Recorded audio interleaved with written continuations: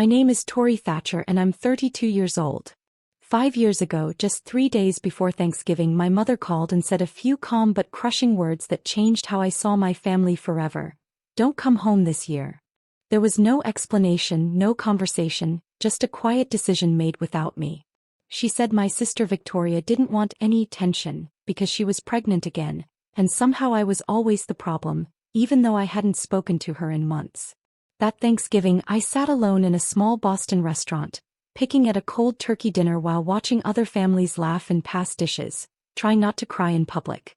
What I didn't know then was that the stranger sitting near me would slowly become the family I never had, the people who showed up, listened, and made space for me. 5 years later, those same people would stand proudly at my wedding, introduced as the parents of the bride, while my biological parents watched from a distance, finally realizing what they had lost.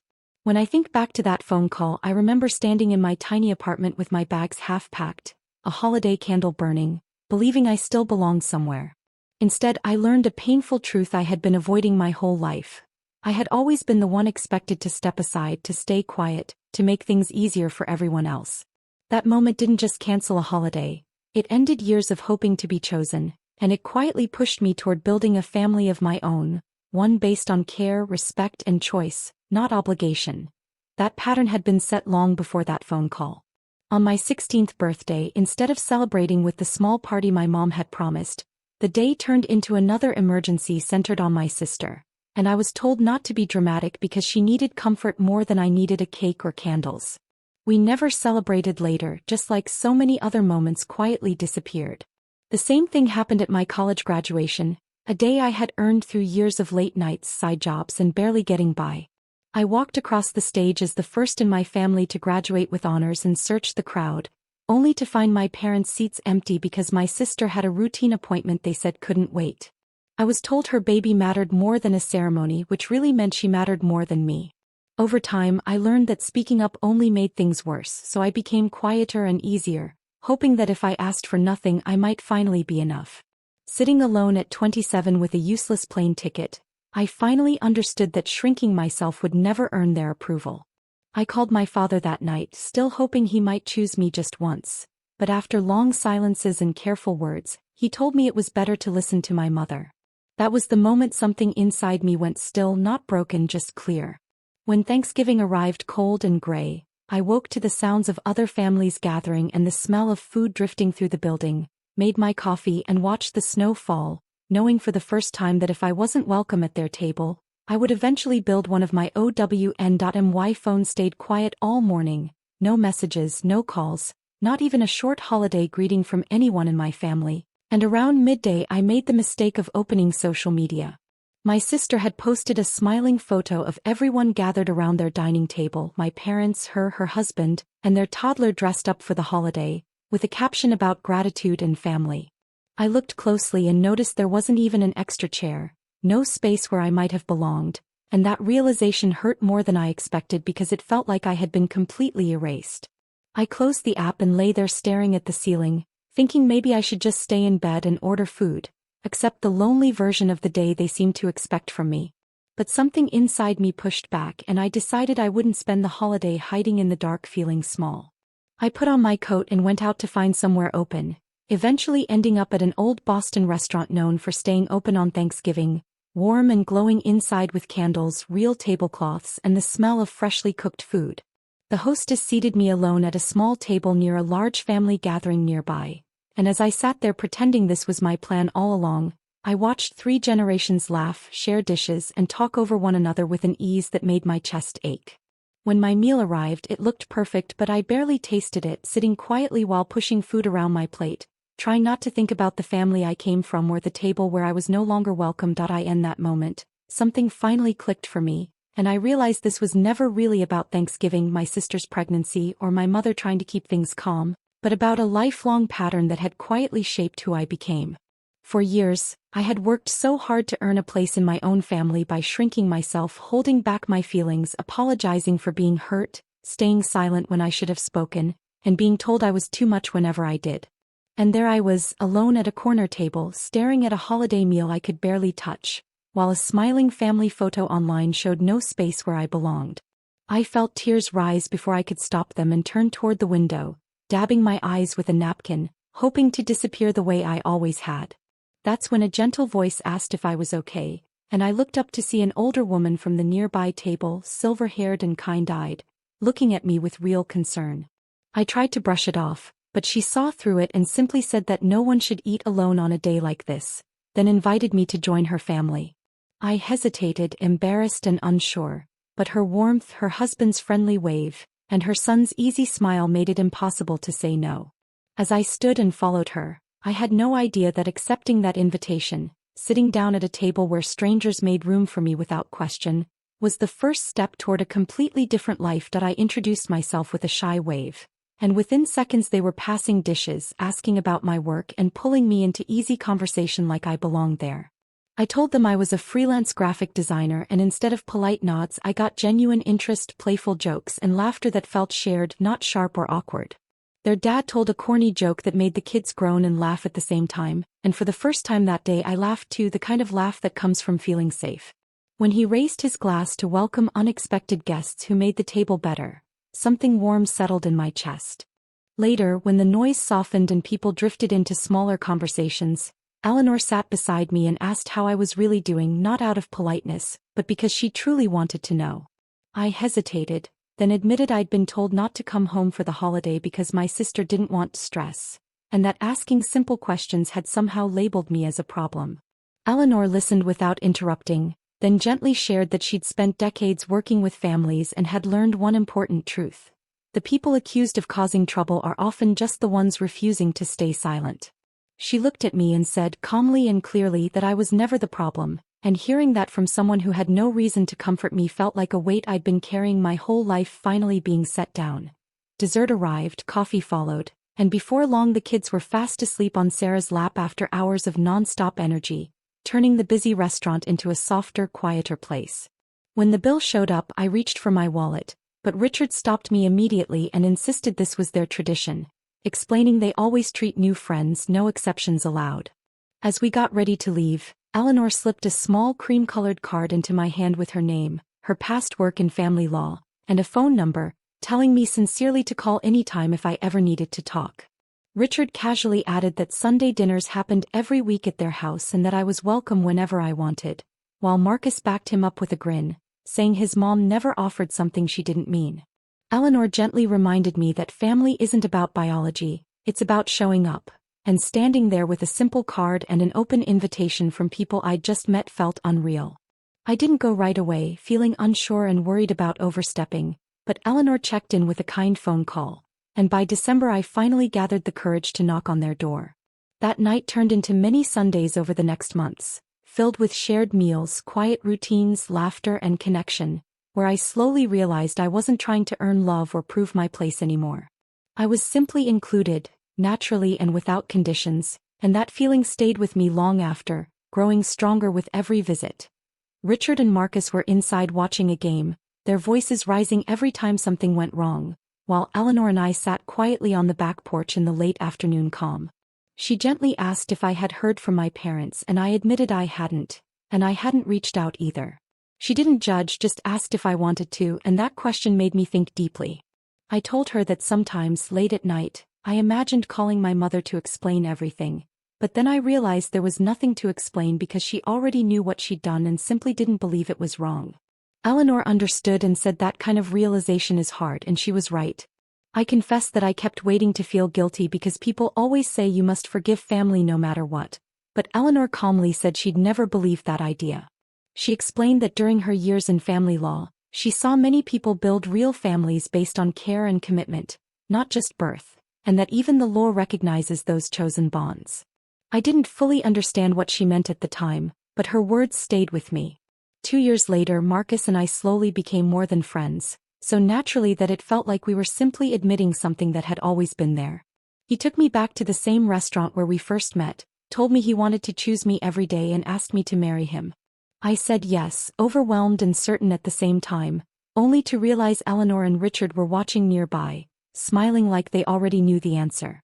As wedding plans began, excitement filled my days, but one question kept me awake at night.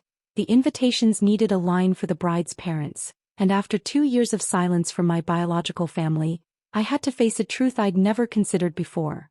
Family isn't just about who you're born to, it's about who truly shows up. That I knew I couldn't put my biological parents' names on my wedding invitation because they hadn't earned that place in my life. One evening, as I paced the Morrisons' living room, Eleanor noticed and gently asked what was wrong, and I finally told her about the invitation and that painful empty line I didn't know how to fill. She sat beside me and reminded me of something she'd mentioned before, that the law can recognize families that are chosen, not just the ones you're born into.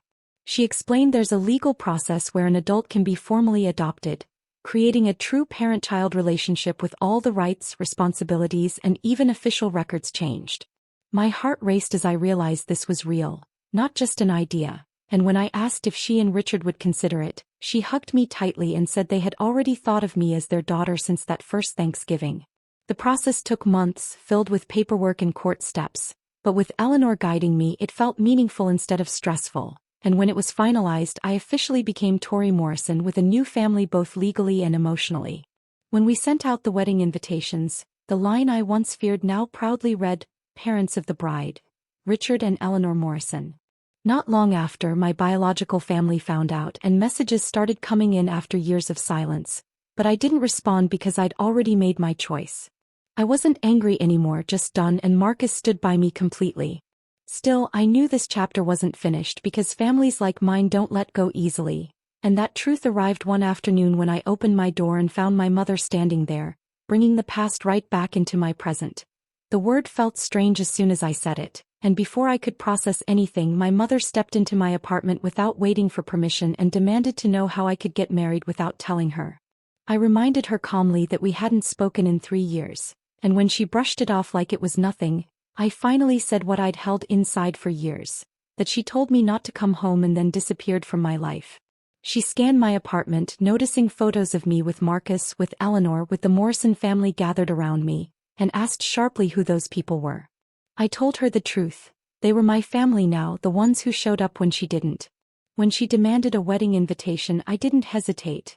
I said no, opened the door, and made it clear she no longer had a place at my table. Months later, my wedding day arrived warm and perfect in a quiet vineyard, surrounded by beauty and calm, and as Eleanor helped adjust my veil, I saw how far I'd come from the woman who once felt invisible. Seeing the program listing Richard and Eleanor as my parents filled me with peace, not fear, and when I hugged Eleanor and called her Mom for the first time, it felt natural and right. Walking down the aisle with Richard, meeting Marcus's eyes, and exchanging vows felt like the final piece of my life settling into place. The celebration was full of laughter and love, but when security quietly told me my biological parents had arrived uninvited, I wasn't shaken. I was steady, supported, and ready because I finally knew exactly where I belonged. Marcus stepped forward, his face tight with concern, but I stopped him and squeezed his hand, letting him know this was mine to face. I ran through every option in my head: have them escorted out, ignore their presence, or avoid the moment altogether. But something deeper told me not to hide anymore. I decided they could stay, but only as observers, placed quietly in the back where they could see everything without being part of it. When they appeared at the edge of the reception, awkward and out of place among the laughter and celebration, I felt calm, not shaken. The timing couldn't have been better, because just then the MC asked for everyone's attention, the music softened and the room turned expectant. I watched my biological parents brace themselves as the announcement came, clearly assuming they were about to be recognized, only for the MC to proudly welcome the parents of the bride, Richard and Eleanor Morrison. Applause exploded, cheers filled the room, and cameras flashed as Richard and Eleanor stood smiling, fully at home in that role. From across the room, I saw the realization hit my mother all at once, her expression draining as she finally understood what she had lost, not through anger or revenge but through her own choices. In that moment, surrounded by love, celebration, and a family who chose me openly, everything shifted for good, and the truth stood there, undeniable for everyone to see. She reached me just as the applause was fading, her face flushed, eyes wide with disbelief. Robert hung back, looking like he wanted to vanish. "What is going on?" Linda demanded, her voice sharp. "Who are those people?" I kept my tone calm, steady. "My legal parents. I was adopted 2 years ago."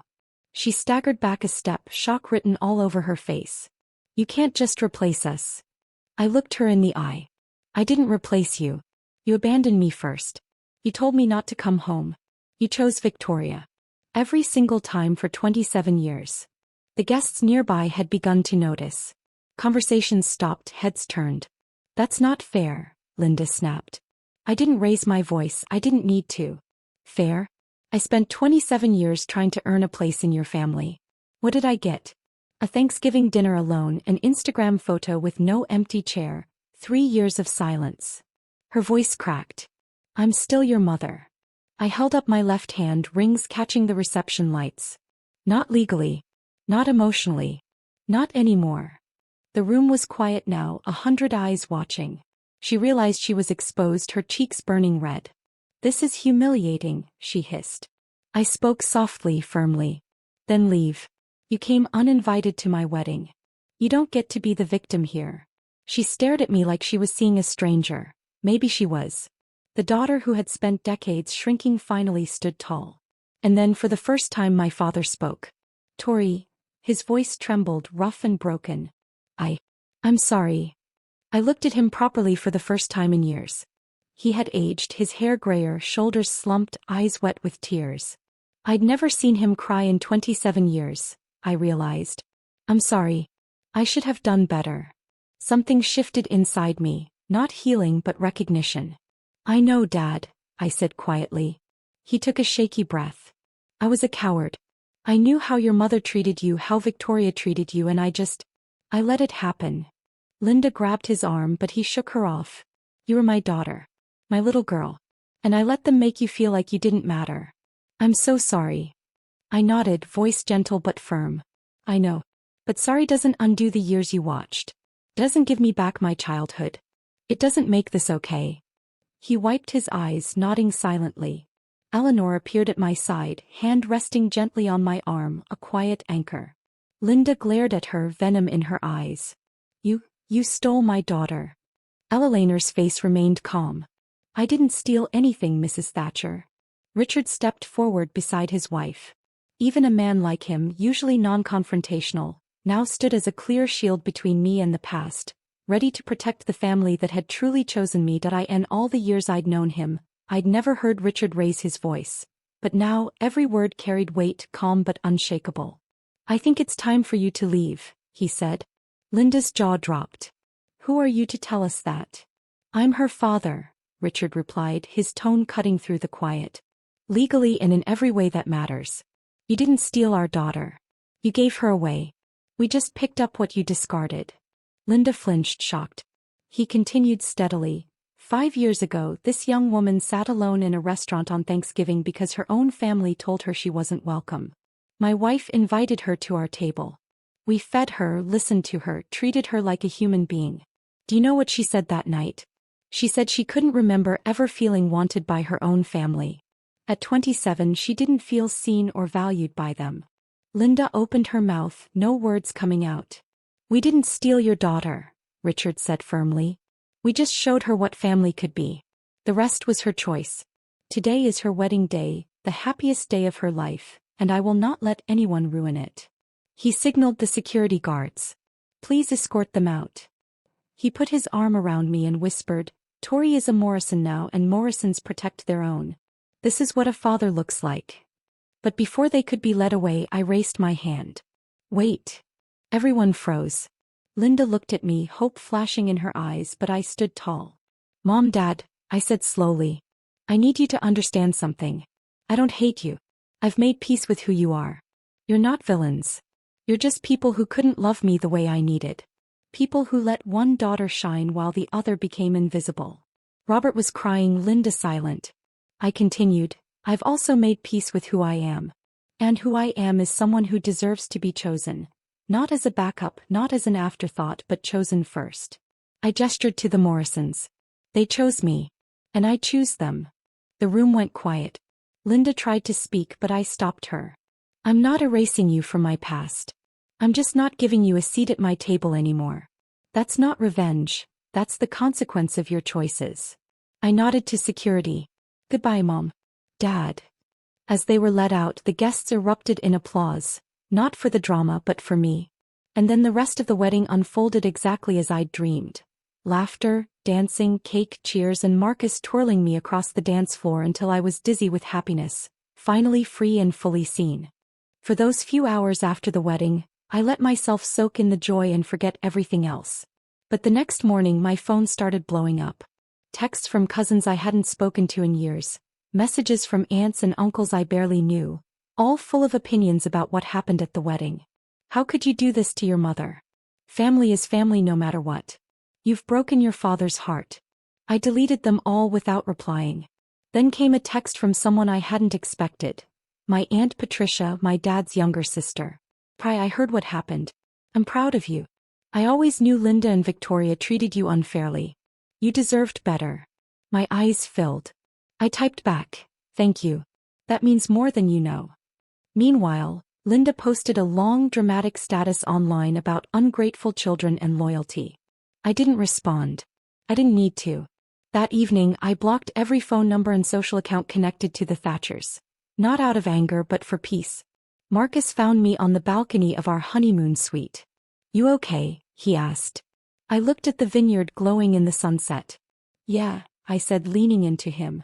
I really am. For the first time, I wasn't carrying the weight of people who never wanted to carry me. I was free. 2 weeks later, a handwritten letter arrived from Victoria. I almost tossed it, but something made me sit down and read it. Dear Tori, I don't know if you'll read this, but I had to try. Mom told me what happened at your wedding. She's devastated. Dad hasn't been the same. I know we haven't had the best relationship, but you have to understand Mom and Dad were just trying to keep the peace. I never meant to make you feel excluded. You always asked questions, brought up old hurts. It was exhausting. I hope one day you understand. I'm not asking for an apology. I just want you to know we still love you even if you've decided we're not good enough. I read it twice, then folded it carefully and set it aside. When Marcus came in, he asked, "What did she say?" I shrugged. Nothing new. She still doesn't get it. Does that bother you? He asked. I thought carefully, then shook my head. No.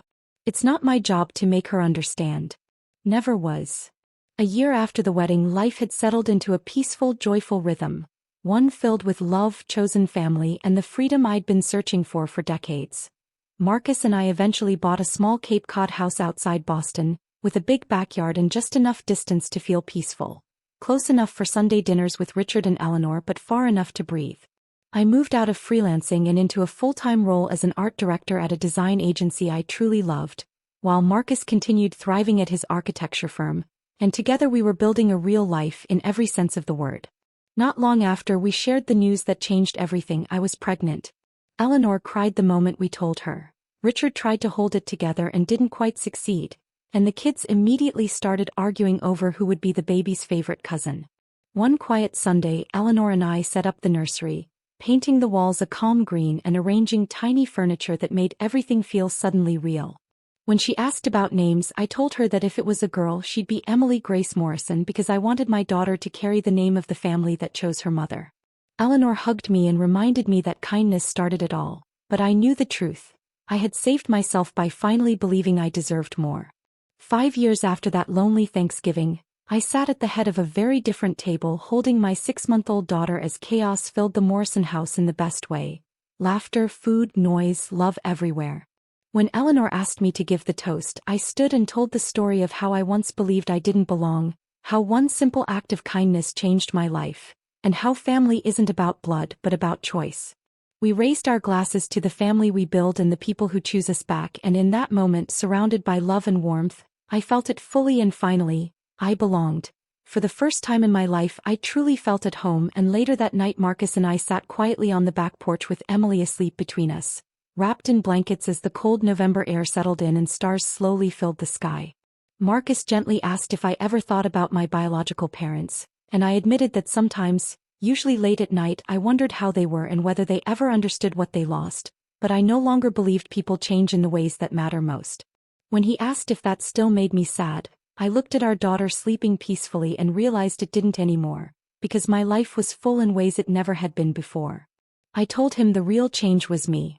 I stopped waiting for love that never came, stopped making myself smaller to fit someone else's comfort, and started choosing a healthier life. Inside the house, I could see my family laughing and cleaning up together, and it reminded me that setting boundaries isn't revenge, it's survival and self-respect. Holding Emily close, I promised she would never have to earn love or wonder if she mattered. And if you're watching this and you've ever been labeled difficult or dramatic just for asking to be treated fairly, please hear this clearly. It was never you. You deserve to be chosen fully without conditions, and family isn't about blood or obligation, it's about people who show up and make space for you. I spent years chasing love that was never offered, and years after that learning what real love actually looks like from people who chose me. If the people who should love you keep putting you last, you are allowed to walk away and build something better. That's not drama, that's living honestly. Thank you for staying until the end. If this story meant something to you, please like, subscribe, and turn on notifications so more people can find it, and share your own experience with boundaries in the comments, because you deserve to be chosen too.